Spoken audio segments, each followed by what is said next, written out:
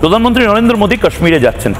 প্রধানমন্ত্রী নরেন্দ্র মোদী কাশ্মীরে যাচ্ছেন কিসের জন্য, সেটা নিয়ে করাচিতে মাথা ব্যথা শুরু হয়ে গেছে। সন্ত্রাসবাদীরা কি শুধুমাত্র হিন্দুদেরকে বা ভারতীয়দেরকে টার্গেট করেছে? না, সন্ত্রাসবাদীদের টার্গেট ছিল কাশ্মীরকে বিচ্ছিন্ন করা, কাশ্মীরকে আইসোলেট করে দেওয়া।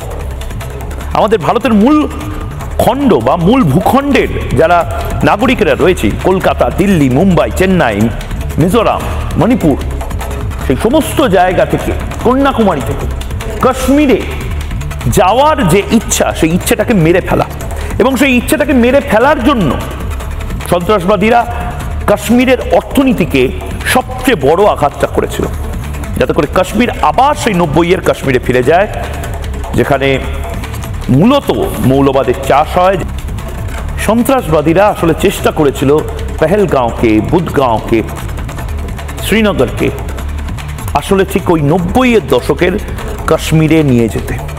আমাদের অনেকগুলো স্বপ্ন আমরা এখন দেখতে শুরু করছি, আমরা বিশ্বাস করতে শুরু করছি, হ্যাঁ পাকিস্তানে ঢোকা যায়, তাদের পারমাণবিক যে অস্ত্র ভাণ্ডার সেটা নষ্ট করা যায়, তাদের 11টা এয়ারবেস নষ্ট করা যায়।